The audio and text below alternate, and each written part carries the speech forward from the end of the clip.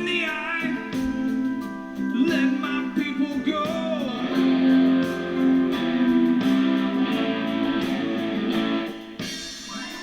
Holy Moses on the mountain, high above the golden calf. Where'd you get the Ten Commandments? Yeah, he's just gonna break them in half. All you zombies, hide your faces. All you people in the street. How's it going, guys? Cameron here with Canadian Gamer, coming at you with another video. Busted out my 720i resolution camcorder for today to give us that nice low resolution, almost VHS aesthetic, which fits the theme of today's video. We're talking about Call of Duty Black Ops Cold War, which takes place during the early 80s, early to mid 80s. So yeah, I got a few things to talk about with regards to this game. I just recently completed it last night. So a couple of things. The first thing is I'm not that well adversed when it comes to the Call of Duty franchise. The only Call of Duty games I have is for the Nintendo Wii. And those are interesting versions of the Call of Duty games because they take advantage of the motion controls, right? So I have a game, I can't see it from here. I think it's Modern Warfare. And I played it for a couple of minutes and I didn't think it was that good. However, I do have Call of Duty Black Ops, which I have not yet played. I thought this game took place in the modern era, and that's why I haven't been too keen to pick it up.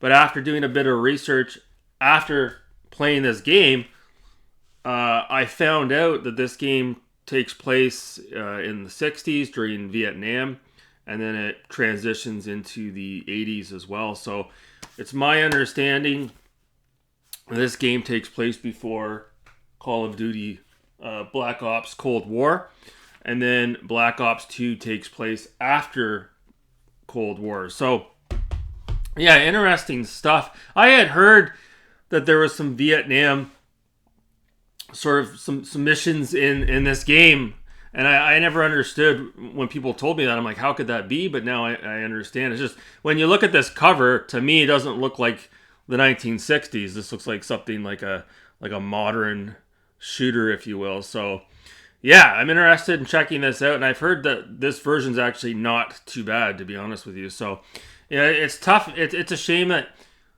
we probably won't get any modern remasters or maybe a remake of these older games because they don't obviously look as good now as they did back in the day. I was watching some gameplay footage of this game on the Xbox 360 and oof, barely hits 30 FPS. But we're not really here to talk about that. We're here to talk about Call of Duty Black Ops Cold War. So this game was recommended to me. It was actually provided to me by my co-host of my weekly podcast, the Gentleman Club, and that's Master System Marceau. He's like, yeah, you gotta check out Call of Duty Black Ops Cold War. He's like, even if you're not into multiplayer, which I'm not really into that, he's like, you gotta just check it out for the single player campaign. So I'm like, okay. And I remember seeing the commercials on TV for this, and it was actually like the first time that a Call of Duty game sort of piqued my interest because, again, I love that era. You know, anything that's like 60s, 70s, 80s. And you see the trailer and it shows Ronald Reagan in the trailer, and it looks just like him. Like the graphics on his facial model, his expressions, really impressive stuff, right? So fast forward to the last week and a half. You know, I put it on, I installed it. Now, the first thing I want to talk about, the first complaint I have isn't actually regarding the gameplay itself or anything in the game. It's got to do with the installation. So I put the game in, and immediately I got hit with a request to download 158 gigabytes worth of data for the game. So clearly, none of this game is actually on the disk. None of it. So I started downloading this huge portion of the game, essentially. I started downloading it. It took forever. I don't have the fastest internet. We're talking like a fucking day. And it was like 125, 126 gigabytes done downloading. and it said ready to start. So I'm like, really?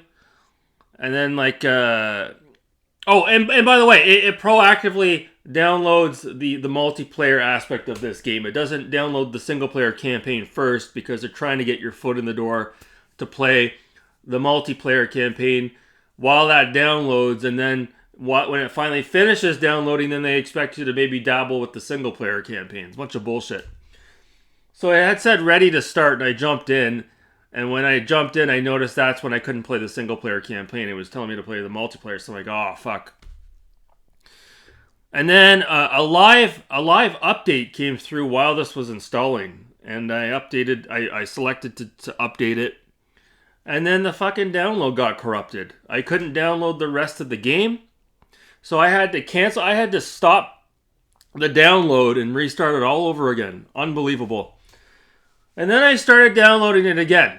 And again, I was like 130 gigabytes into it. And then I went back into the game, and I realized in the settings there's an option where you can omit downloading the multiplayer aspect of this game and just only download the single player campaign. I'm like, oh my god.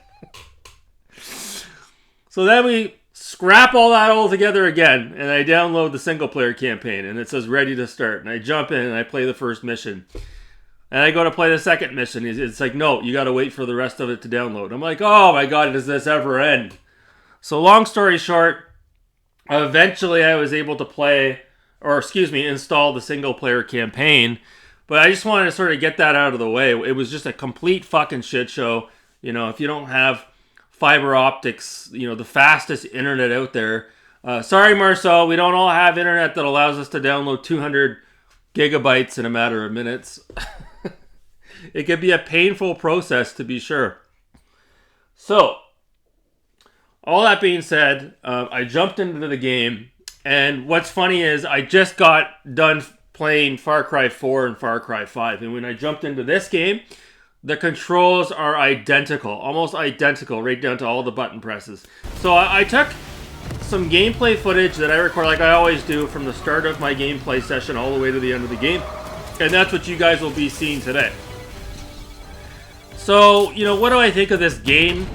I don't want to talk about the story too much, but yeah, obviously it takes place during the Cold War, and your character goes by the name Bell, and you're tasked with hunting down this guy. What's his name? Perus?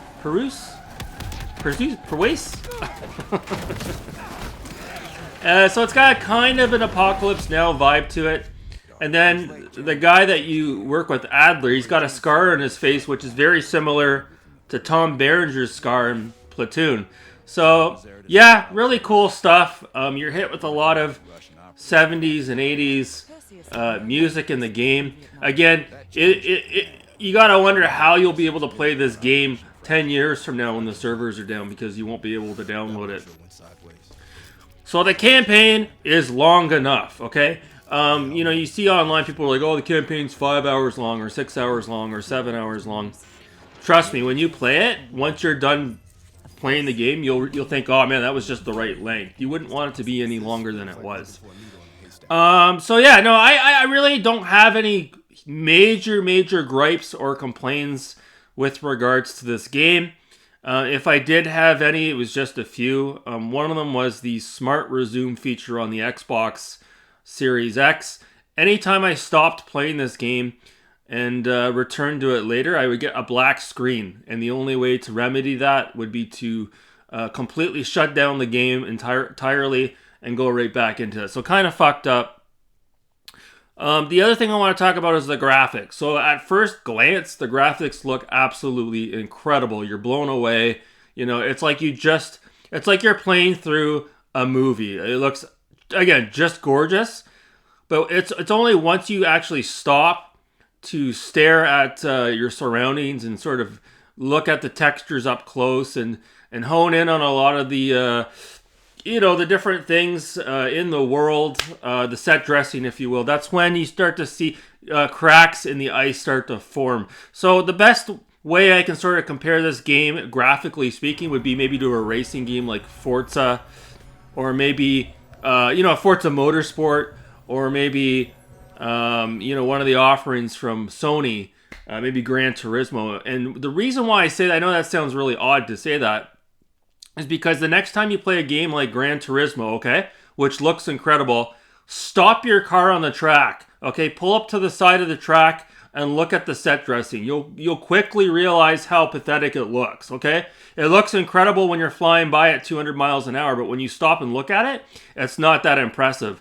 And the same thing goes for this game too, for the most part. And I get why that is, because most gamers that play this game, they're not going to stop and look at the set dressing, okay? They're just going to keep moving along. They're going to be powering through. They're shooting.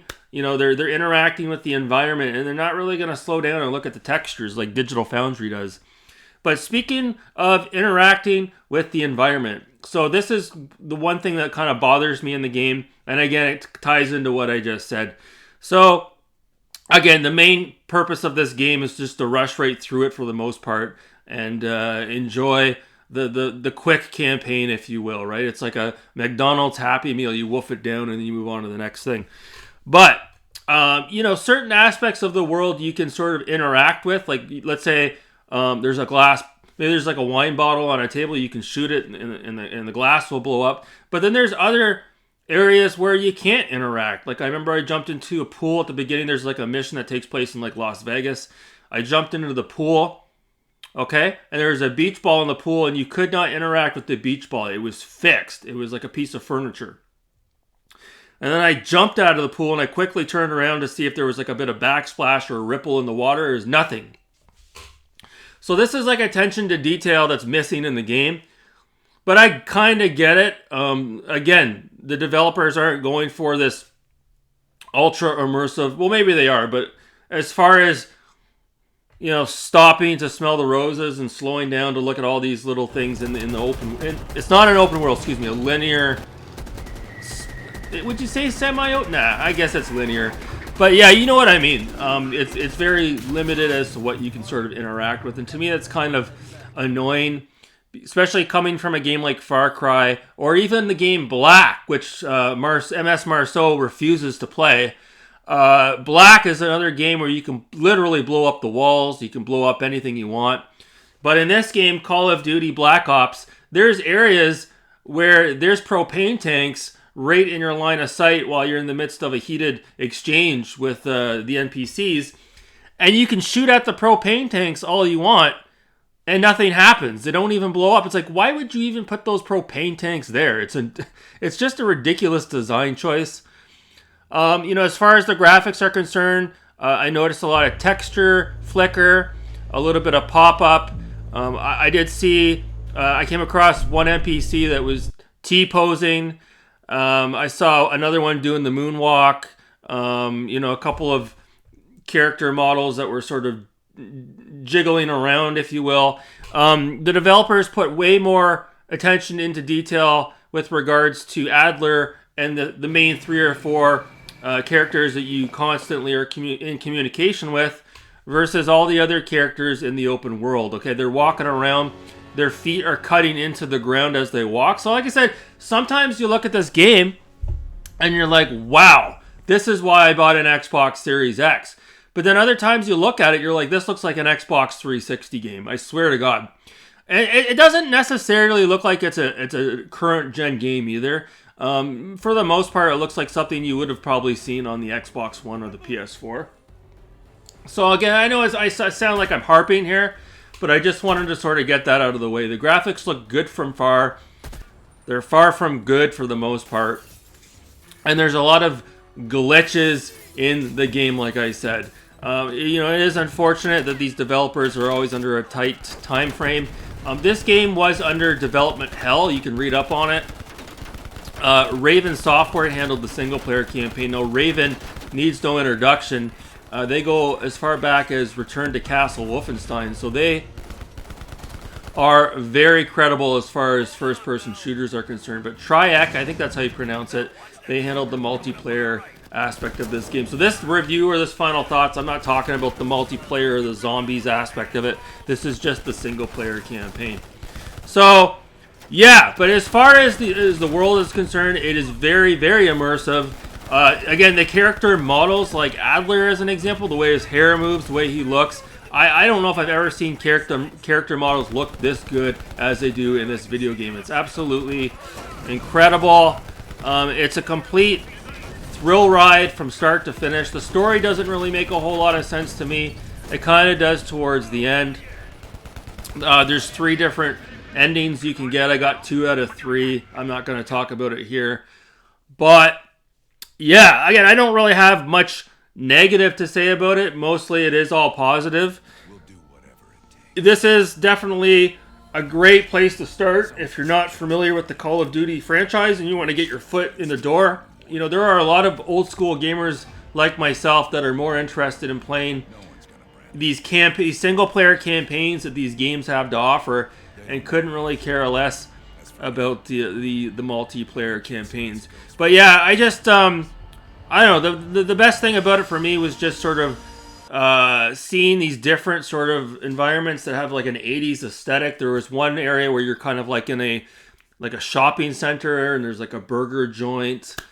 And then there was another area where you were, like I said, you're in Las Vegas. And there's some really good Vietnam missions too. And it looks like something I've, like I said, Full Metal Jacket or Apocalypse Now or Platoon or Hamburger Hill. I really, really, really enjoyed the Vietnam missions. I thought it was really, really good.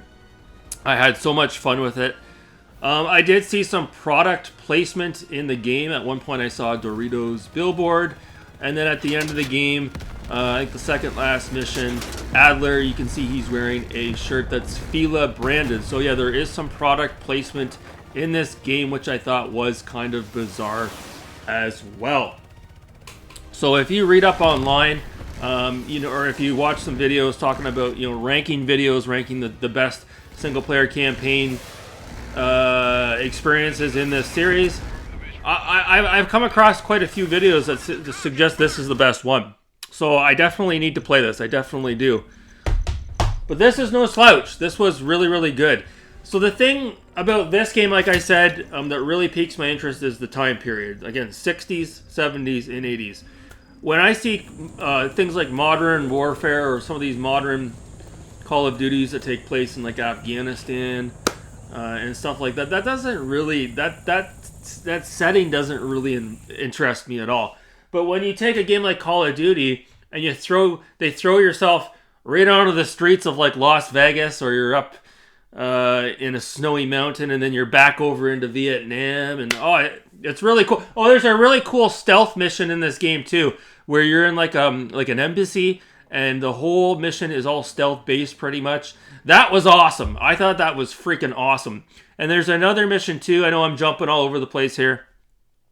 I think you're in Belgium, and it's at night. It might have. Was it raining? I don't think it was raining, but yeah, you have to sneak into a restaurant, and then the secret intelligence service is onto you. Then you have to get out of the restaurant, and then you have to track this guy down, and you have to go into his house, and you have to knock his wife out, stage her on the couch, go upstairs, and steal a briefcase. Oh, it was good. It was good.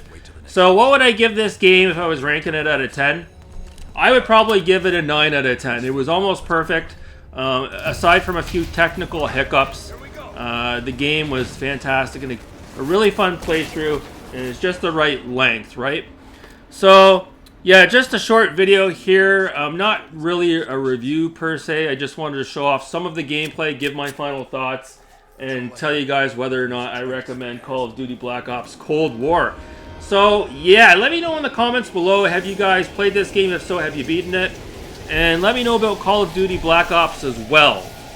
I know you guys probably love this one, right? And Marcel, if you're watching this, you need to play Black. Anyone watching this video, put it in the comments below. Explain to MS Marceau why he needs to play Black, okay? It's backwards compatible with the Xbox One Series X. Okay, it's a cheap game to pick up. No more excuses, Marceau. Go out and pick up Black. Alright guys, that's going to do it for me. The next review will probably be Quackshot for the Sega Genesis. So that's going to be a fun one. Thanks so much for watching, guys. Have a great day. Arctic air. There's the head, doesn't it? Bell, you made two extraordinary sacrifices to stop Perseus. One was without your knowledge. The other, you made that decision of your own accord.